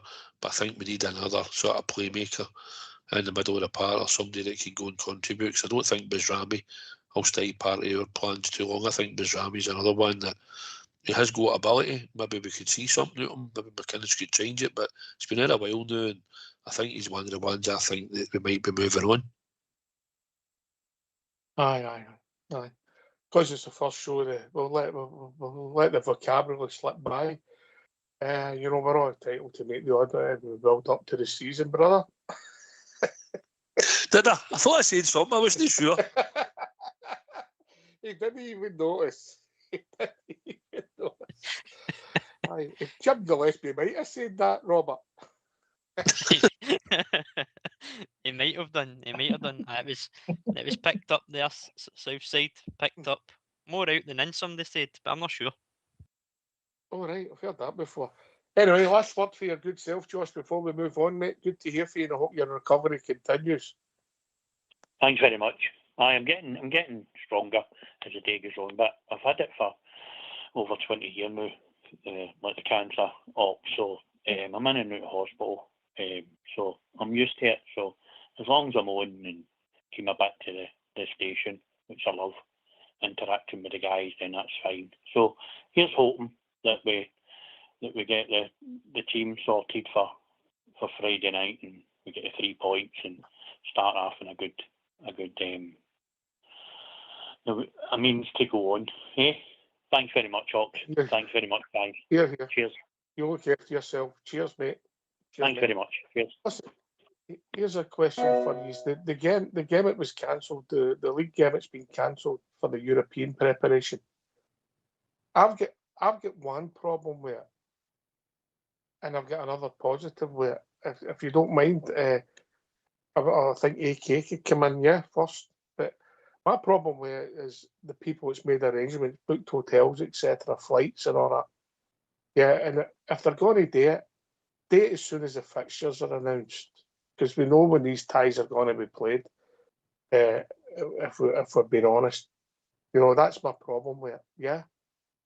And my other thing is, if Scottish football is serious, they should look at their fixtures to try and make that things aren't getting postponed. That's how the fixtures fall, so that you don't make plans accordingly. So that's two negatives. Yeah, I think it's maybe football wise it makes sense because the games come too thick and fast for important big games. I'll only be in hindsight where you do the right thing, right or wrong, but my big issue is the supporters. AK. Aye, that should be the first and foremost. The club should be thinking of support for down in England and across in Northern Ireland. But I'll throw another one at you with this 3-match ban that he's coming up. That's away to Dundee United. They've been home to Hibs and home to St Mirren, and then we're away to Aberdeen. So that means we're missing him for away to Aberdeen. Then is that right? Well, to be fair, if you're sitting in the main stand at Aberdeen, you can't be any closer to the dugout, can you? Aye, true. Aye, it's I didn't agree with it. Just go on with it. It's you've got to think of your clientele, as you say, your support and consideration for the travel, because that could end up a midweek game. And a lot of the season ticket holders might not be able to get to the rescheduled game. So people make plans. People, as soon as fixtures come out, they book flights, they book hotels, and that might even be people north of the border who are making a weekend yet. Yeah, for different reasons. Yeah, but it's just that people they make plans and they make a lot of sacrifices. And I get it in the football south side, but I didn't like it for the supporters' point of view. Nah, I'm surprised we've done it, to be honest. Surprised me. But we've done it, we've asked for it, and we've got it. So that's the way it is. We'll get played sometime in September, by all accounts.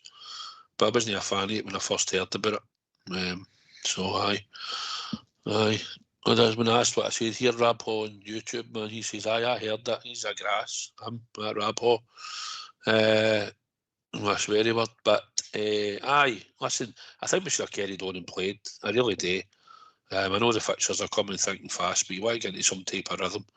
And I just thought we should have played the fixture. It was a home fixture as well, but it looks like, we say, we're going to be missing that weekend. It's not bad because we've all got a night out to go to the 21st, so I suppose it's not too bad, but I would rather have been going to Ibrox on the Sunday, if I'm honest. Well, there's always positive. There's always positives. Jim? Aye, well, I think the three big teams have taken up that option, so it's not just us. But you're right, you're saying about the fans. It's they should have, if they probably should have maybe highlighted it before, as you said, prior to this, if they were thinking about going and doing it. Give the fans a heads up, but again, fans are the last to find out about anything, aren't they? Usually, mate. Usually, and sometimes the last concern as well in the game of football. But there you go. People make it. Any views, Robert? I think I agree with yourself, mate, in terms of the Scottish football should have looked at it, particularly the fact that you've got 5 Scottish teams in European competition.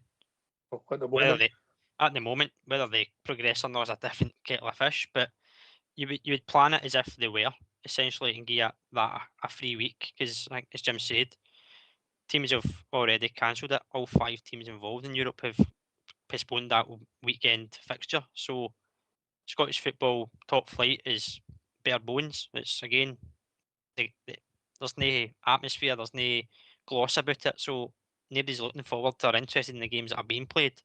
Just allow the teams that are playing in Europe at that stage to get a free week, essentially. But it's Scottish football. They don't do anything to help European teams that are in Europe. We know that from history. Let's be honest with ourselves. So, again, it's another thing of Scottish football that they've neglected and failed to realise that there's a bigger picture for other clubs out there. And as for the fans as well, of course, the sentiment for the fans is first and foremost. But take your point on board about the Scottish football aspect. Aye, I find it quite frustrating, but just for people that's made arrangements. But as what it is, you just have to deal with it. So as I say, AK, it's only hindsight. I'll need to make you know what it is, right? AK, you like a punt, mate. I've been known to, aye. Right. Here's the odds on the captain.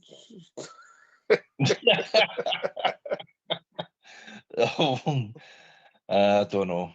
It's been passed about now, the armband in it with Godfrey and Dan Neil and Shankland, and I think probably the favourite among the support was probably Shankland.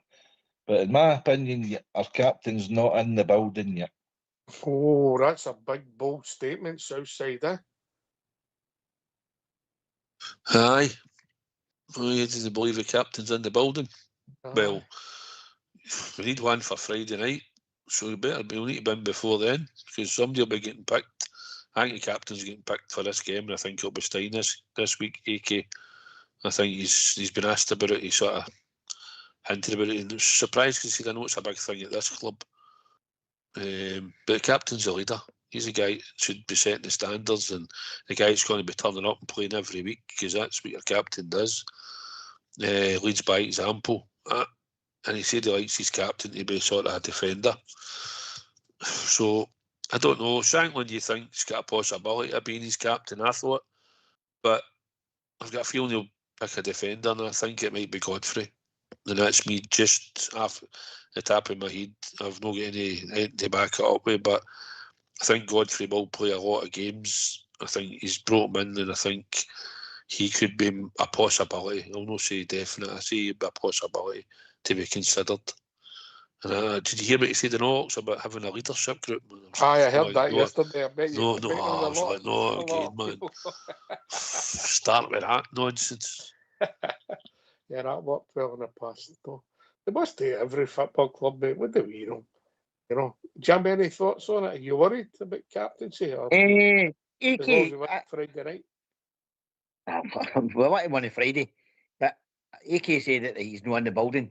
See that person who you take it, I take it that we're all kind of read with lines who you think that person's going to be. Is he any different for the type of midfield that we've already got? No. Night and day, Jim. Night and day. You've obviously not watched him enough to see that. He can play a 6, he can play an 8, he can play a 10. He'll be your driving force in the midfield, my opinion.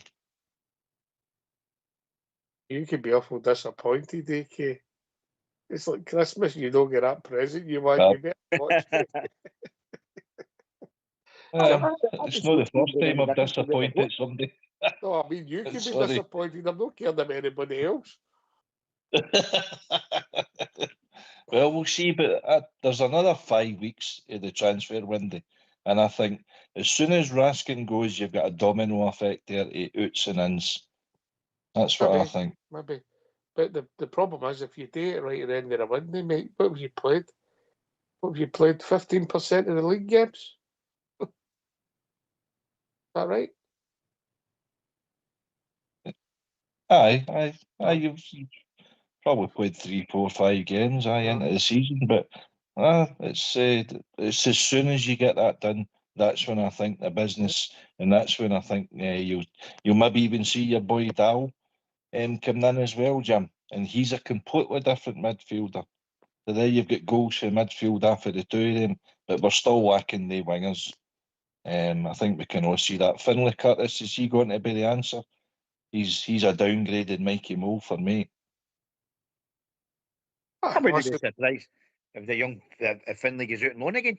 That's my opinion on seeing what I've been seeing over the pre-season. I wouldn't be surprised if he's put out again. What we've seen so far, but listen, he's not the first guy. He's had a bad couple of No. season, and then Sean in the season. But what you've seen so far, the two halves he's gone left and right, he's not been outstanding. Bold statement, Southside, a lone player captain. Do you think that makes a difference?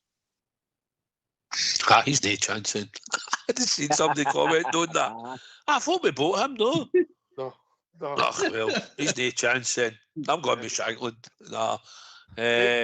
HR tomorrow. They want a word with you. Say it. It's pre-season. I told you, memory's not that great these days. I thought we bought him. He's a loan with an option to buy. Is he? Well, he's captain then. He's captain. He's going to play most weeks. You don't pick a cap. You're not going to have somebody that's not going to start just about every single week. It doesn't happen. And he did say he likes a sort of defender being a captain. And it's not going to be Fernandes, because he's not going to play every week. I could see him if he go to a back four. There's times there'd be some maybe his way been putting balls into midfield, hospital balls, not the other night, the other day. I don't see him lasting if he's going to be lackadaisical like that. If we play a back four, that straight pass he's got in his aye, criminal in it. Criminal. Oh, mate. In amateur football, you be like, you're getting me killed here, no? Sterling's never fit every week, and you can maybe put a case in for Romans, maybe, but I don't know the guy's personality. So what you're saying is you can't bank on Sterling? Yeah, I like that one, no bad. But I think I'm going to stick with Godfrey. I think you might give him it. I think you might give him the armband. I'm not changing it. I don't care what you say. I'm not changing it. There we go. There we go. But be interesting, Robert. Any thoughts, mate? As much as you were laughing at him there, I'm actually going with Southside with Ben Godfrey, and my other contenders, Dan Neil. That's the two. Shankland's the obvious one, I think, for a lot of support, and of course was captain with Hearts under McInnes. But I think McInnes will change it and not get it to the most obvious one. He'll go for who's the best suited. But he said it himself, he doesn't want just a captain on that park. He wants a team of leaders, a team of captains. And when they cross that white line, it's every player's responsibility to take charge of themselves, drive their teammates on, encourage them, fire them up. It's not just into one guy. So the more guys that are like that on the pitch, the better. The armband, it weighs significance. Of course, it does with our club. Derek spoke about it today on Sky. It's something everybody's looked at over the years. Who's the captain? But I'm going to go with Southside and say Ben Godfrey or Dan Neil. Okay. So if they two don't get it, you'll be a night out with you and AK, won't it? Because that'll be Ben doing and Neil doing. It's about heat height for me anyway, so it's all right. All right, fair enough. And you'll be put down. Many have tried, mate. Many have tried. Do you honestly think Daniel will start every week? Listen, mate, he's played a lot of minutes in the pre-season, but you can't judge him. I don't really know. I watched him yesterday, and I watched him against United, and he disappeared in the second half. Didn't even know he was on the pitch, and then he made that pass late on. Watched him yesterday. I thought he got a boot of the second half. He got a boot the park quite well, but he put some set pieces in for the left. And then swingers, and the highlight of his game was the corners from the right hand side. But well, they put two in for there. They never got them off the deck, you know. But it's how he's going to get in the team, mate. Because obviously Devlin's come in, and people are thinking, right, he's going to be the automatic starter in this so-called sixth position. And if you play with two sitters, is he the other one? Only time will tell, mate. It's up to the gaffer. Jim?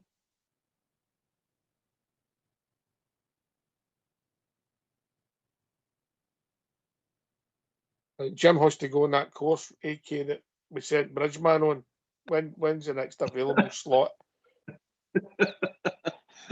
Unbelievable, Jim. Come on. You're taking a B. You've got to. You set him up with the course, mate, for pressing the button, all right?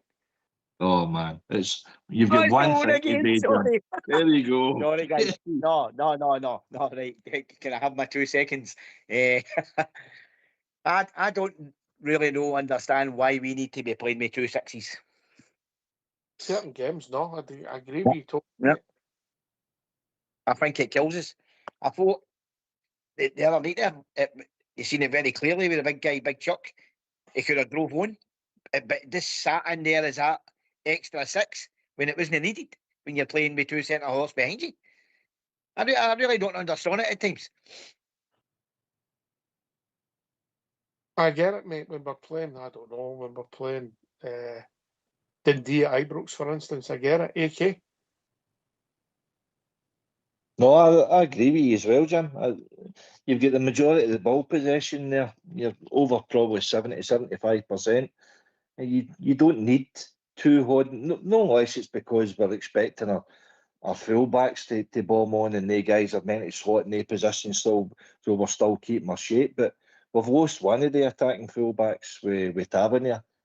So for me, I think you've got to have a wide right player there who's comfortable and he's going to be running into that space because you don't have Tavernier bombing by you. You should be comfortable enough to take on your opponent in front of yourself. So I think there's a lot of pieces that still to go in place to get him what he wants, but he's got to start somewhere, isn't he? And they've decided already to go this route. Try and sort your midfield. You've got your forward line. It's now just about getting the right pieces in place to try and help the forward line. But anyway, we'll be joined. Old Davy. Evening, David. Hello, how do you do? It's old Davy, the old getting blue. How you getting on, guys? Oh, come on for the last 20 minutes, Ox. I remember in the last 20 minutes they used to open the gates and let you out or in. Do you remember that? Yeah, you're a lot too young for that, aren't you? Far too young, mate. Far too young. How are you, mate? How are you? Good to you? I thought I'd come on. I've been listening. It's had a smashing day with Suicide at the goal. Gave me a doing. And no, apart from that, I think the way things are panning out, I've said for season after season, Rangers are, I don't know if you agree with us, Rangers are a jigsaw puzzle. And till we get the right pieces into the right places, and at this moment in time, it's too early to judge that. Have we got the four corners, David? Have we got the four corners? Have we got the four corners? Well, we've got a start, but I mean, they're still getting it. They're getting criticised for this and criticised for that. It's far too early for that. I'll get a better idea on Friday night and after the match, and then I'll make a couple of assessments. But until then, the only thing I could say is that the two games that they've played, they've not lost, which is a bonus. Because if they'd have lost these two games and then lose the Friday night game, then we would be back to where we started again. But I don't see that happening. But there was an improvement on Sunday, I must say. They looked a wee bit more up for it. And I think you'll see that on Friday. Friendlies, I'm never one of judging friendlies on what people do and what they don't do. Because it's all about trying to blend them all in now. So hopefully it happens quickly, get a result on Friday, and we march on. Yeah.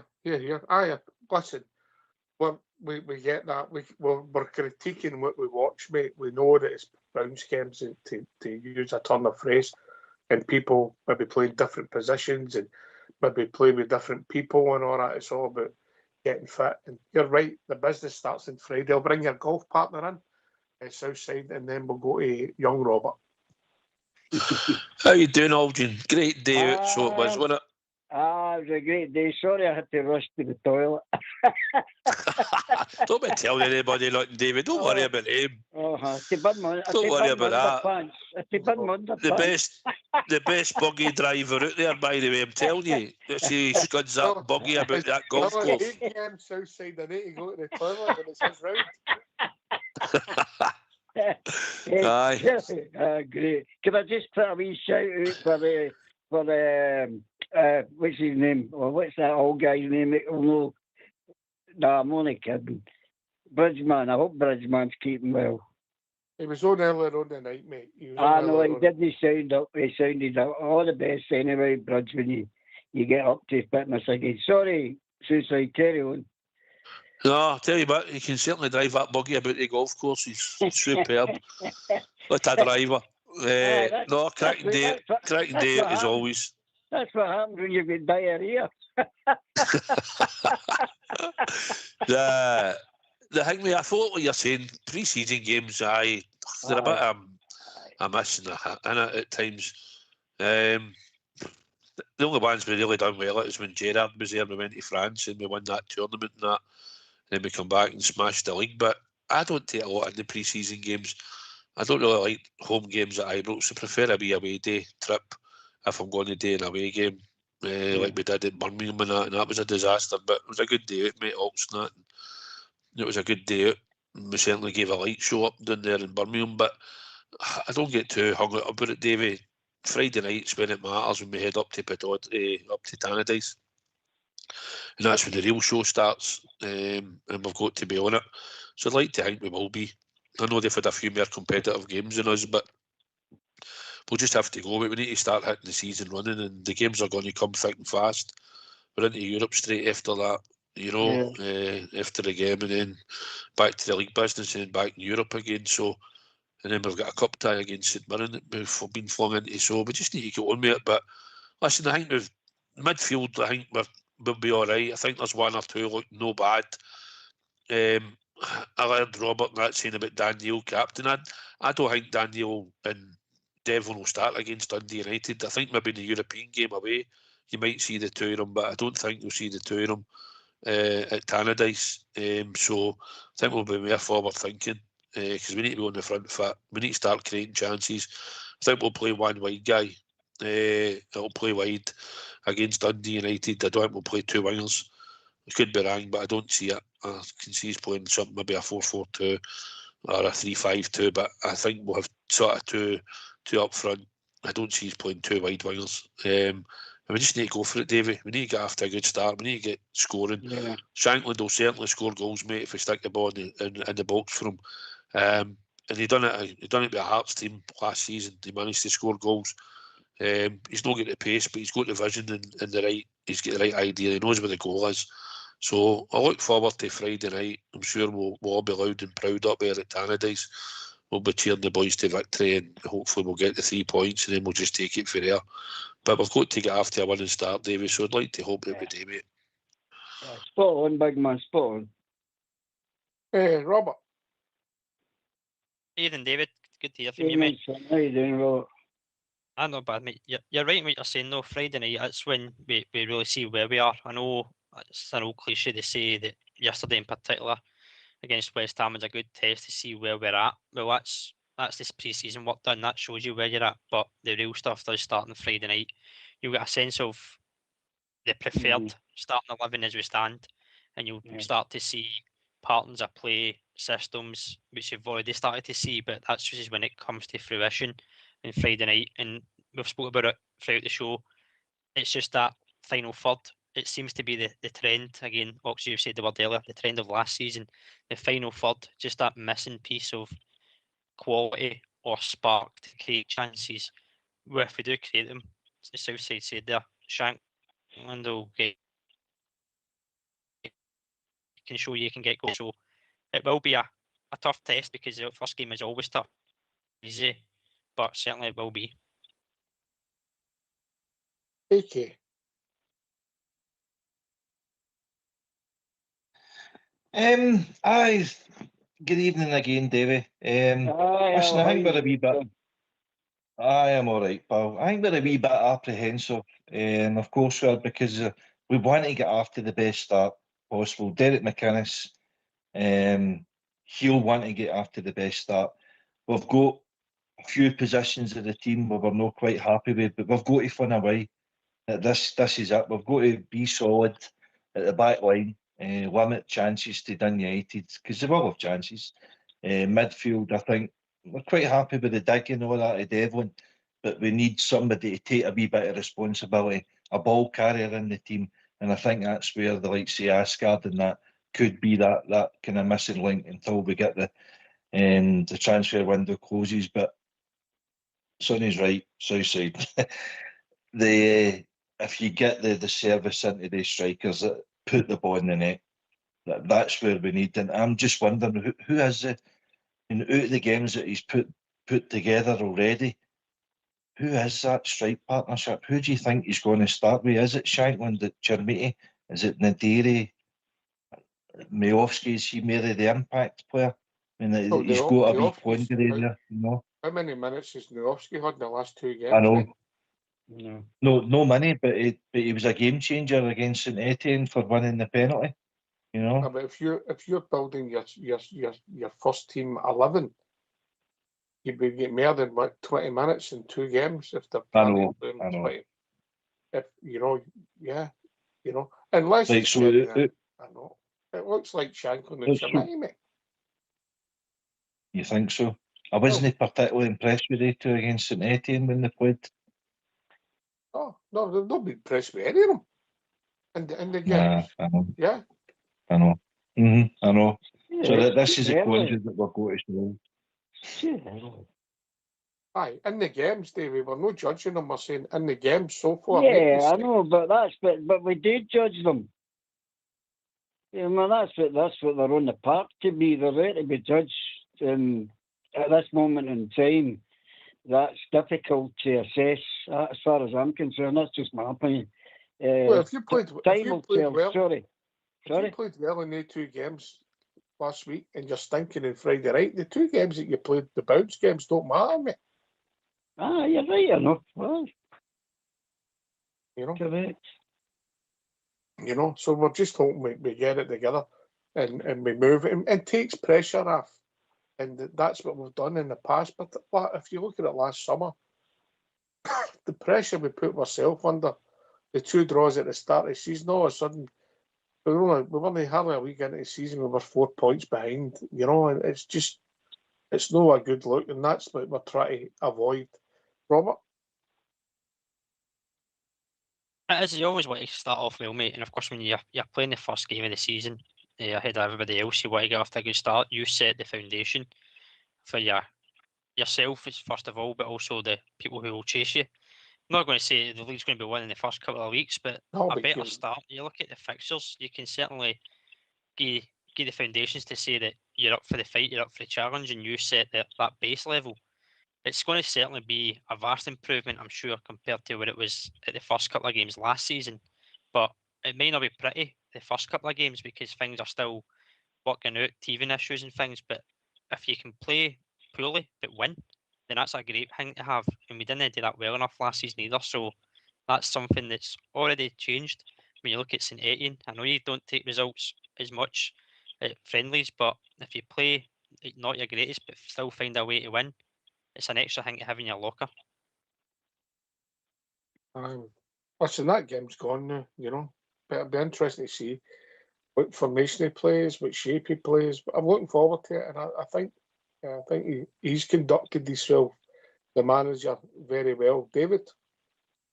Definitely. And I'd just like to say it's great to have the show back on again because it's the best show in town. I think you can't judge him either. But you've got to just look at him and think, well, where have we been before him? So we've got to go in the right direction. And the Fenton, he knows the place inside out, and he'll know maybe what role is inclined to do. Maybe I think he was on the soft side. I don't think McKenna, so I think he'll have them well tuned up.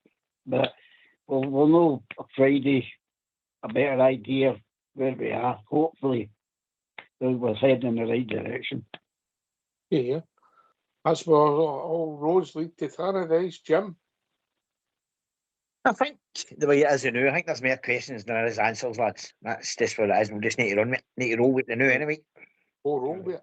Is that the same every start of season, but mate? Aye. I think he thought he might have had a few more players in.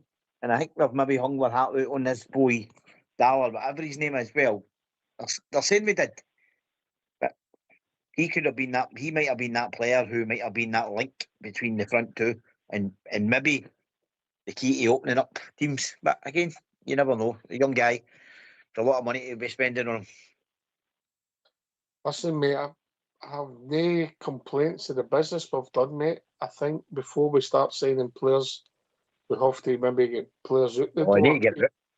Yep. AK, because what happens if you did sign another 3 or 4 and then the people don't leave? Yeah? AK. Aye. Yeah, aye.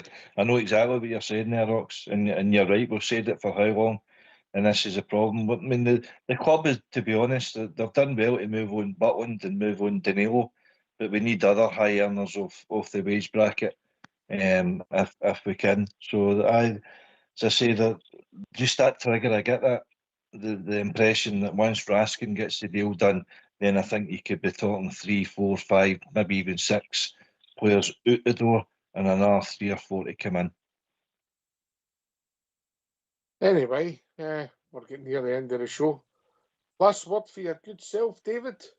Good to hear from you, mate. Good to hear from you. It's great to hear you all again.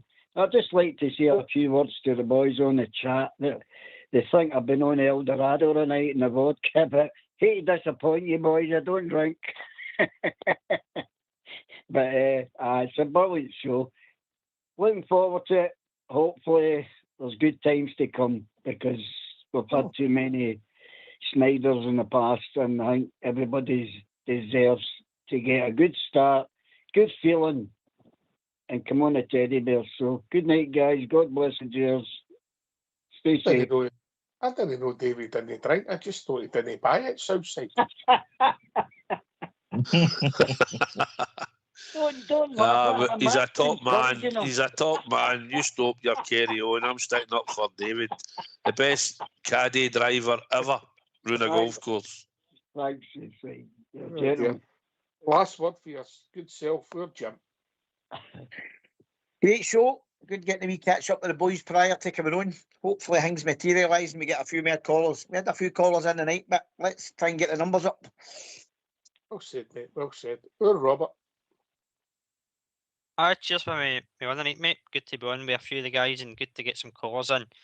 The season's here. This is it. We're now going into the business season as we know it. Our pre-season's over.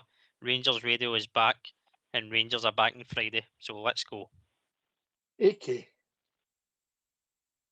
Thanks to yourself tonight, Ox, the techie team in the background, all the panellists and listeners. We're just looking forward to Friday now. Counting down the days, the weeks and everything. It's now just about Friday. Just win. That's all. On the Rangers. Yeah. The one and only Southside. Last word. Aye, no, it's been good to be back on and good to hear everybody on the night. We've got to be positive this year. We've got to look at it's a new era, new manager, new players. The board's back to manager. I'm sure we'll have more players coming in as we go on, and there's a few we might have liked in before now, but we go with what we've got on Friday night. I'll give a shout out to all the troops on the YouTube feed and thank them for participating tonight and having a wee gab in the show, and thank them for their for being loyal to the show as always. Maybe even get one of them tomorrow night. He gives a phone in out the YouTube feed tonight when he's got on tomorrow and gives a phone in, gives a bit of your patter, tells you what you think. But Friday night, so about the City of Discovery up to Dundee. We'll have 4,500 bears in there, loud and proud. Can't wait to roll the team on to victory on Friday night, and that's what it's going to be all about, and hopefully we'll do it all season. So looking forward to that. So thanks for having us on, as always, and there's only one team and one crown. Yeah. Listen, thanks to Southside, AK, Jim, and Robert for doing the show. Great to have Bridgeman appear, and he's going to keep appearing at our bridge. Thanks to Davey and Josh for joining us here on the show, and a big shout out to Old School Boy and our Fox behind the scenes doing the technicals for Rangers Radio. This has been Rangers Radio. We'll be back tomorrow night between 8 and 10, talking about all things Rangers. Thanks for listening. Take it away, Old School Boy.